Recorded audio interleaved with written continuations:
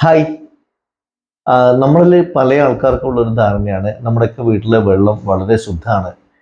നമ്മുടെ കിണറ്റിലെ വെള്ളം നല്ല തെളിഞ്ഞ വെള്ളമാണ്, ക്രിസ്റ്റൽ ക്ലിയർ ആണ്. പിന്നെ അത് ദീർഘകാലം ഉപയോഗിക്കുന്നതിന് യാതൊരു പ്രശ്നവുമില്ല. പക്ഷേ ഒരു കാര്യം മനസ്സിലാക്കണം, വെള്ളത്തിലൂടെ വരുന്നത് വലിയ ദുരന്തങ്ങളാണ് വന്നുകൊണ്ടിരിക്കുന്നത്. അപ്പോൾ അതിൽ ഏറ്റവും പ്രധാനപ്പെട്ട ഒരു കാര്യം എന്ന് വെച്ചാൽ നമ്മുടെയൊക്കെ വീടുകളിൽ, എല്ലാ വീടുകളിലും തന്നെയും സേഫ്റ്റി ടാങ്കുകളല്ല അവിടെ, അല്ലെങ്കിൽ സെപ്റ്റിക് ടാങ്കുകളല്ല, ശരിക്കും അവിടെയൊക്കെ ഉപയോഗിച്ചിരിക്കുന്ന കുഴിക്കക്കൂസുകളാണ്. ഒരു സ്ലാബ് ഇട്ടിട്ടുണ്ടെന്നുള്ള വ്യത്യാസം മാത്രമേ ഉള്ളൂ. അപ്പോൾ പലപ്പോഴും വലിയ അളവിൽ 2000-3000 ലിറ്റർ വെള്ളം വന്ന് വീഴുന്ന, അല്ല മിനിമം ഒരു സാധാരണ വീട്ടിൽ 1000 ലിറ്ററോളം വെള്ളം ഡെയിലി വന്ന് വീണുകൊണ്ടിരിക്കുന്ന ഒരു കക്കൂസ് ടാങ്ക് ഉണ്ടാവും. 1000 ലിറ്ററിലധികം വെള്ളം പമ്പ് ചെയ്തുകൊണ്ടിരിക്കുന്ന ഒരു കിണറും ഉണ്ടാവും. സ്വാഭാവികമായും ആ കിണറിൻ്റെ എംപ്റ്റിനെസ്സിലേക്ക് നല്ല രീതിയിൽ വെള്ളം ഇറങ്ങി ചെന്നുകൊണ്ടേയിരിക്കും. ഈ പറഞ്ഞ കക്കൂസ് ടാങ്കുകൾക്കകത്ത് അല്ലെങ്കിൽ വേസ്റ്റ് വാട്ടർ ടാങ്കിനകത്തുനിന്ന് ഒക്കെ വെള്ളം കിഴിഞ്ഞ് അങ്ങോട്ടേക്ക് പോകും. മണ്ണ് സ്വാഭാവികമായിട്ടും നല്ല ഫിൽറ്ററിങ് ശേഷിയുള്ളതാണ്. പക്ഷേ മണ്ണിൻ്റെ ഒരു പോരായ്മ എന്ന് വെച്ചാൽ ഒരു പരിധിക്കപ്പുറത്തേക്ക് താങ്ങാൻ പറ്റുന്നതിൽ കൂടുതൽ അതിനകത്തേക്ക് മാലിന്യങ്ങൾ എത്തിച്ചേർന്ന് കഴിഞ്ഞാൽ അതും സ്വയം മലിനമാകും. മലിനമായ മണ്ണിലൂടെ കടന്നു വരുന്ന വെള്ളം എന്തായാലും മലിനമായ വെള്ളം തന്നെയായിരിക്കും. അപ്പോൾ ഇങ്ങനെയുള്ളൊരു ഒരു അവസ്ഥാവിശേഷത്തിലാണ് നമ്മളുള്ളത്. പലപ്പോഴും ഈ വെള്ളം പരിശോധിച്ച് കഴിഞ്ഞാൽ, അപ്പോൾ വാട്ടർ അതോറിറ്റിയുടെ ഒക്കെ ടെസ്റ്റ് ലാബുകളിൽ നമുക്കൊരു 850 രൂപ കൊടുത്തു കഴിഞ്ഞാൽ അവിടെ വെള്ളം പരിശോധിക്കാനുള്ള സൗകര്യമുണ്ട്. ഈ അടുത്ത കാലത്താണ് പരിശോധന വളരെ കർക്കശാക്കിയത്. അതിനുശേഷം ഒരു കാര്യം മനസ്സിലായിട്ടുണ്ട്, 99% വെള്ളവും പൊല്യൂട്ടഡ് ആണ്. അതായത് നമ്മൾ പ്രധാനമായിട്ടും 10-12 പാരാമീറ്ററുകൾ മാത്രമേ നോക്കുന്നുള്ളൂ. അതിൽ തന്നെ ഈ ക്ലോറൈഡുകളുണ്ടോ, അല്ലെങ്കിൽ അയേൺ ഉണ്ടോ, അല്ലെങ്കിൽ പിന്നെ നൈട്രേറ്റുകളുണ്ടോ, ഫോസ്ഫേറ്റുകളുണ്ടോ, പിന്നെ pH എത്രയാണ്, ടെർബിഡിറ്റി ഉണ്ടോ, അതുപോലെ തന്നെ ബാക്ടീരിയ, ഈക്കോളി ബാക്ടീരിയ ഉണ്ടോ, അതുപോലുള്ള കാര്യങ്ങളൊക്കെയാണ് സാധാരണ രീതിയിൽ നമ്മൾ വെള്ളം പരിശോധനയിൽ മനസ്സിലാക്കുന്നത്. പക്ഷെ നേരെ മറിച്ച് ലെഡ്, മെർക്കുറി, ആർസനിക് ഇതുപോലുള്ള സംഗതികളൊന്നും സ്വാഭാവികമായിട്ട് നമ്മൾ ചെക്ക് ചെയ്യുന്നില്ല. ഇപ്പോൾ കേരളത്തിൽ സംഭവിച്ചിരിക്കുന്ന വലിയൊരു മാറ്റം എന്താണെന്ന് വെച്ച് കഴിഞ്ഞാൽ, നമ്മൾ ഏതാണ്ട് വലിയ രീതിയിൽ റോഡ് പണി നടന്നുകൊണ്ടിരിക്കുന്നത്.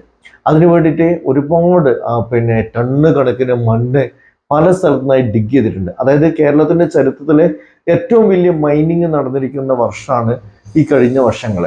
അതോടുകൂടെ ശരിക്കും ഈ മണ്ണിനൊരു പ്രത്യേകതയുണ്ട്. ഒരിക്കലും നമ്മൾ ഒരു വയലൻസ് ക്രിയേറ്റ് ചെയ്ത് കഴിഞ്ഞാൽ മണ്ണ് സ്വാഭാവികമായിട്ട് വയലൻ്റാവും. മണ്ണിനകത്ത് അടക്കി ഒതുക്കി വെച്ചിരിക്കുന്ന പല തരത്തിലുള്ള ടോക്സിക് ആയിരിക്കുന്നതും, അതുപോലെ പലതരത്തിലുള്ള മൂലകങ്ങൾ, പലതരത്തിലുള്ള ധാതു ലവണങ്ങൾ അതിനകത്ത് നിന്ന് പ്ലാസ്റ്റിക് അതിനകത്ത് പുറത്തേക്ക് വരാൻ തുടങ്ങും. അത് പല ജലസ്രോതസ്സുകളിലും കടക്കും. ഇതിനൊന്നും കൃത്യമായിട്ടും ടെസ്റ്റ് ചെയ്യാനോ മനസ്സിലാക്കി എടുക്കാനുള്ള സാങ്കേതിക വിദ്യകൾ നമ്മളെ സംബന്ധിച്ചിടത്തോളം ഇല്ല. പക്ഷെ എന്നിരുന്നാലും പല ടെസ്റ്റുകളിലും പറയുന്നത് അനുവദനീയമായതിൻ്റെ എത്രയോ ഇരട്ടിയാണ് ആർസനിക്, ലെഡ്, മെർക്കുറി ഇതുപോലുള്ള സാധനങ്ങൾ വെള്ളത്തിലുണ്ട് ഉള്ളതായിട്ട് കണ്ടെത്തിയിരിക്കുന്നത്. അപ്പോൾ സ്വാഭാവികമായിട്ടും നമുക്കൊരു കാര്യം ചെയ്യാൻ വേണ്ടി പറ്റും, ഒരു വാട്ടർ പ്യൂരിഫയർ സ്ഥാപിക്കാൻ വേണ്ടി പറ്റും. നമ്മുടെ വീട്ടിലൊരു വാട്ടർ പ്യൂരിഫയർ സ്ഥാപിക്കുന്ന സമയത്ത് നമുക്ക് അടുത്തൊരു പ്രോബ്ലത്തിലേക്ക് നമ്മളെത്തും. ഏത് വാട്ടർ പ്യൂരിഫയർ തിരഞ്ഞെടുക്കണം, എങ്ങനെയുള്ള വാട്ടർ പ്യൂരിഫയർ തിരഞ്ഞെടുക്കണം, ഏത് കമ്പനിയുടേത്, ഏത് തരത്തിലുള്ളത്, അങ്ങനെ പല സമ്മർദ്ദത്തിലേക്ക് നമ്മളെത്തും. അപ്പോൾ ആൾക്കാർ പറയുന്ന ഒരു സംഗതി, വെള്ളം പരിശോധിക്കണം എന്ന് പറയുമ്പോൾ നമ്മൾ അടുത്തൊരു പ്രശ്നത്തിലേക്ക് എത്തുന്നത് ഇതാണ്. 6 മാസത്തോളം മഴയും അതേപോലെ തന്നെ 6 മാസത്തോളം നമുക്ക് വേനൽക്കാലമുണ്ട്. ഇതിലെ ഏത് സമയത്താണ് വെള്ളം പരിശോധിക്കേണ്ടത്? മഴക്കാലത്ത് അടച്ചു പെയ്യുന്ന മഴയത്ത് സ്വാഭാവികമായിട്ടും വെള്ളത്തിൻ്റെ pH താഴും, അതുപോലെ തന്നെ ധാതുലവണങ്ങളുടെ അളവ് സ്വാഭാവികമായും കുറയും, പുറത്തെ വെള്ളം എത്തും. നേരെ മറിച്ച് വേനൽക്കാലം എന്ന സമയത്ത് അണ്ടർഗ്രൗണ്ട് വാട്ടറിൻ്റെ അളവ് കൂടും, വെള്ളത്തിനകത്ത് അടങ്ങിയിരിക്കുന്ന ലവണങ്ങളുടെ അളവ് TDS കൂടും. ഇങ്ങനെയുള്ള രണ്ട് വ്യത്യസ്തമായ കാലയളവിൽ ഏത് സമയത്താണ് നമ്മൾ വെള്ളം എടുക്കേണ്ടത്? ഇതൊക്കെ സ്വാഭാവികമായിട്ട് നമ്മൾ നേരിടുന്ന ഒരു പ്രശ്നമാണ്.